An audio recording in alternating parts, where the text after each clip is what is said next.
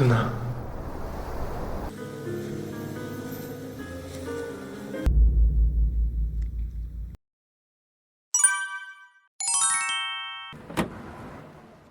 사건 현장에 출동한 형사 소영.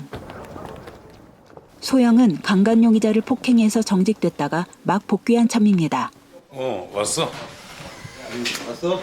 아, 이 사람 참. 그리고 그 현장에는 어리버리한 강력기 신참 현기도 출동해 있습니다. 과학 수사기에 있다가 자원해서 왔는데 완전 신빙이나 마찬가지야. 뭐예요? 걔가 말해주고 있더라고. 그래 보더라고 시켰지. 성정우라고. 의자에 앉은 채 불에 타 죽은 사체. 이렇게 있더라는 거야. 이웃을 대상으로 탐문 수사를 시작한 소영. 사망한 송정호가 심리치료실에 다녔고 외제차를 탄 젊은 사람들이 올 때면 항상 큰 소리가 들렸다고 말하는 이웃. 폭행치사로 8년간 수감 생활을 한 송정호. 친구들이랑 놀러 갔다가 그쪽 동네 청년들하고 시비가 붙어 사고를 친 것 같아. 머리를 풀어헤치고 출소 후에는 환각과 악몽 때문에 정상적인 생활을 한 것 같지 않습니다. 체면 상태에서 그린 그림입니다. 행복하게 잘 살자. 한편 다른 곳에서는 동민과 수빈의 결혼식이 열리고 있습니다. 결혼식을 촬영하던 친구 지철의 캠코더에 잡힌 이상한 여자. 전화했습니다. 여기 보시고요. 그날 밤 지철에게 메일이 도착했습니다. 클릭하자 민정이의 소금마을이라는 사이트가 열리고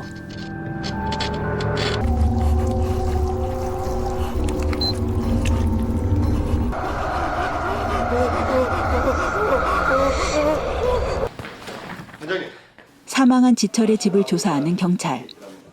지철이 접속했던 사이트를 들여다보는 소영. 이때 지철과 송정호가 같이 찍은 사진이 발견됩니다. 부검 결과를 들으러 온 두 형사. 이상하게도 두 피해자가 다 독가스 때문에 사망했고 목이 졸린 흔적이 있습니다. 목두 졸려 질식했다는 얘긴데. 게다가 독가스를 외부에서 흡입한 게 아닌 몸속에서 발생한 것이라는 이해할 수 없는 결과가 나옵니다. 몸속에서 발생한 거야. 가능하긴 한 건가요? 글쎄. 한편 또 다른 친구 재형 역시 같은 메일을 받습니다.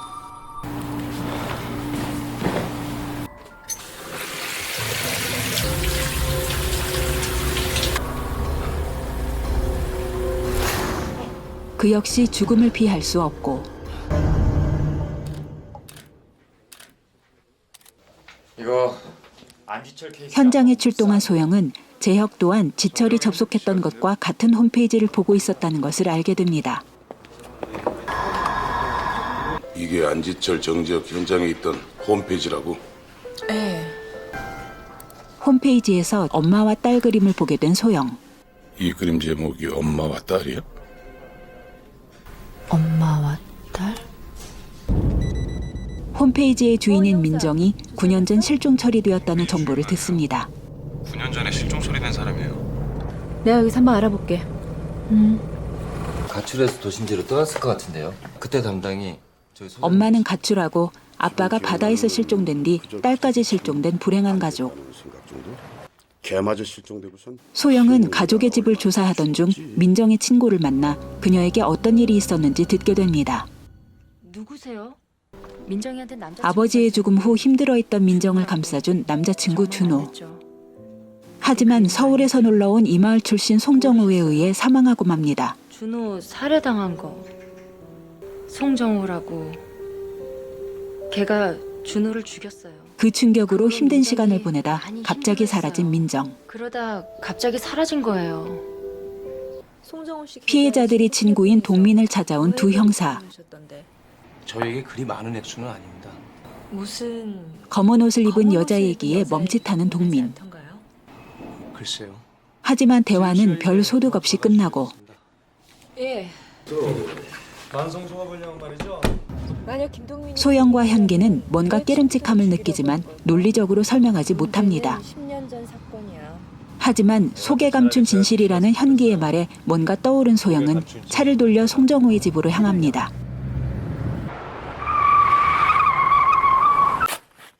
송정호의 집 마당에 죽어있던 개의 사체를 다시 파내는 소영.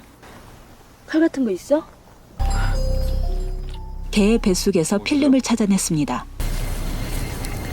이게 뭐지? 잘했어. 그 필름 속에는 송정호와 친구들이 민정을 성폭행하려다 남자친구 준호를 죽였음을 알 수 있는 내용이 들어있었습니다.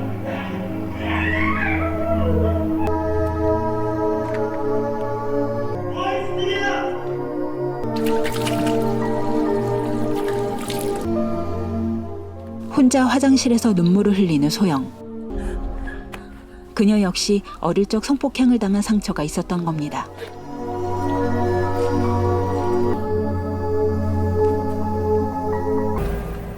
한편 드디어 동민에게도 메일이 도착했습니다.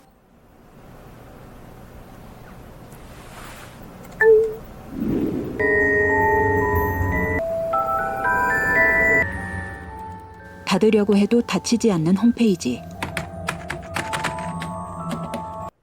이때 동민 앞에 나타난 여인.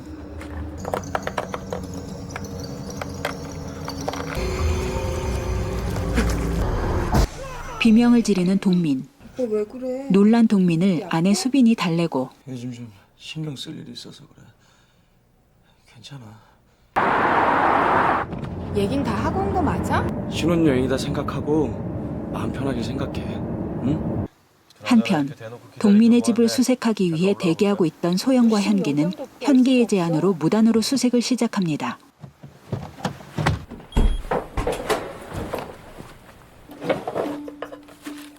식탁에 펼쳐진 잡지를 보고 동민의 목적지를 따라가는 두 사람. 혹시 여기 이런 사람 보지 못하셨나요?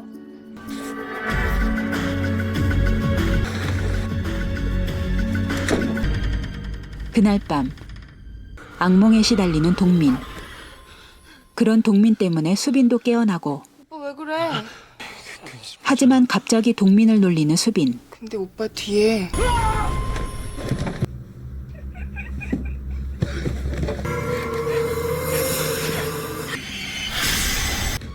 동민은 혼련과 사투를 벌이고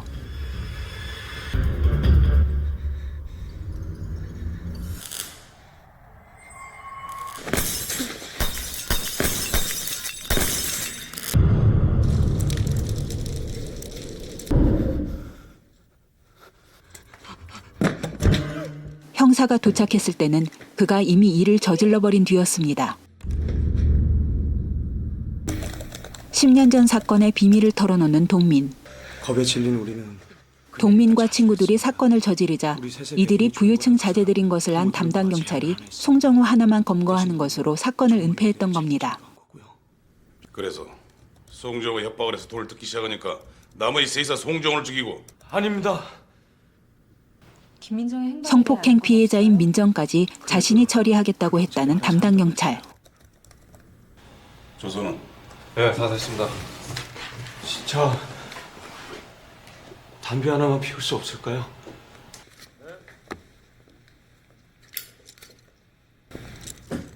형사들이 자리를 비운 사이 취조실까지 찾아온 홀령.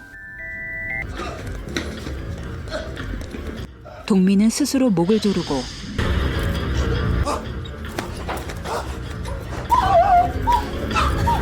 끝내 사망하고 맙니다.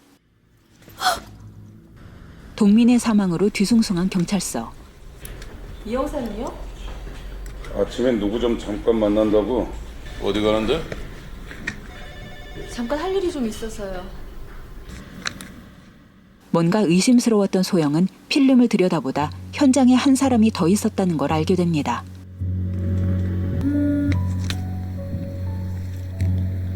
그 현장에서 게다가 국과수의 조사 결과 현장에 담배꽁초에 독극물이 묻어 있었다는 것까지 밝혀지고 경찰에서 국과수 담당자는 경찰 업무에 대해 잘 아는 사람의 소행인 것 같다는 의견을 전하고 소영은 순간 현기를 떠올립니다. 첫사랑 찾으려고 형사 되는. 하지만 현기는 동민의 자백으로 당시 사건 담당 경찰의 비리를 알게 된 상황.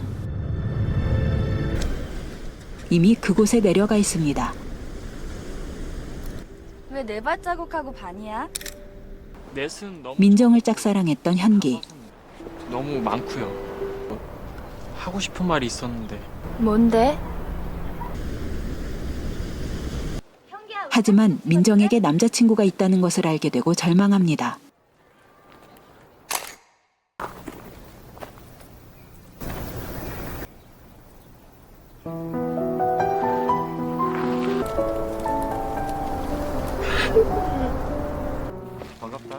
마침 고향에 놀러온 송정우와 친구들을 만나고 그들이 시키는 대로 민정의 성폭행 현장을 촬영합니다. 이제 어떻게 하지? 그 소금 창고로 가고 있을 거예요. 뭐하는 짓들이야!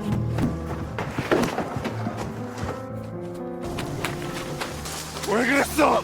왜? 그 사람들과 만나게 해주세요. 그리고 담당 경찰은 사건 처리에 항의하는 민정을 소금 창고에 가두고 소금으로 묻어버렸습니다.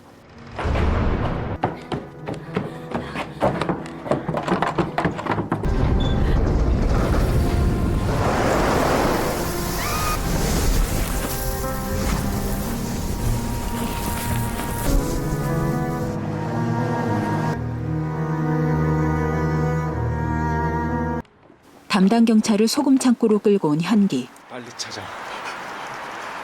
마지막 경고야. 이때 소영도 그곳에 도착했습니다. 그만하고 총 내려. 도망치려는 경찰에게 총을 쏘는 현기. 소영 역시 경고 사격을 하고 더 이상 죄짓지 마. 때마침 흘러내린 비에 소금이 녹고 그 속에서 민정의 주검이 서서히 드러납니다. 이를 보자 흥분하는 현기. 있다고 했죠. 나를 그놈이라고 생각하고 쏴줘요.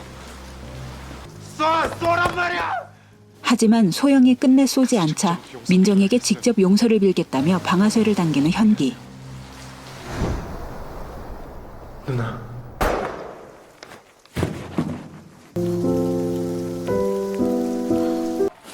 구급차와 경찰 지원팀이 속속 도착하고 민정의 주검을 보며 눈물을 흘리는 소영.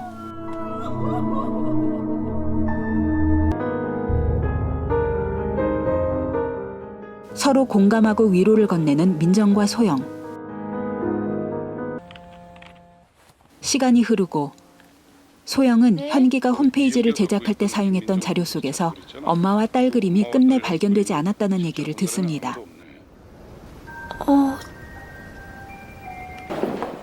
다시 시간이 흐르고 호텔에 방금 도착한 남자. 이제 도착했어. 그에게도 메일이 도착하고 남자의 비명이 들리며 영화는 끝을 맺습니다.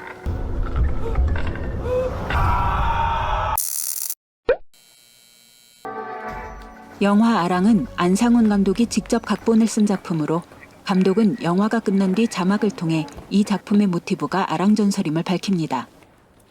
아랑전설은 억울하게 죽어 대숲해버려진 아랑의 이야기입니다. 아랑의 원혼 때문에 밀양에 부임하는 부사마다 첫날 밤 주검으로 발견되자 모두들 그 자리를 꺼리게 됐는데 이상사라는 용감한 사람이 자청해서 부임했다고 합니다. 부임한 그날 밤 아랑의 원혼이 나타나자 자초지종을 물어서 아랑을 죽인 자를 처형하고 아랑의 주검을 찾아서 장사를 지내주었더니 이후로는 원혼이 나타나지 않았다는 전설입니다.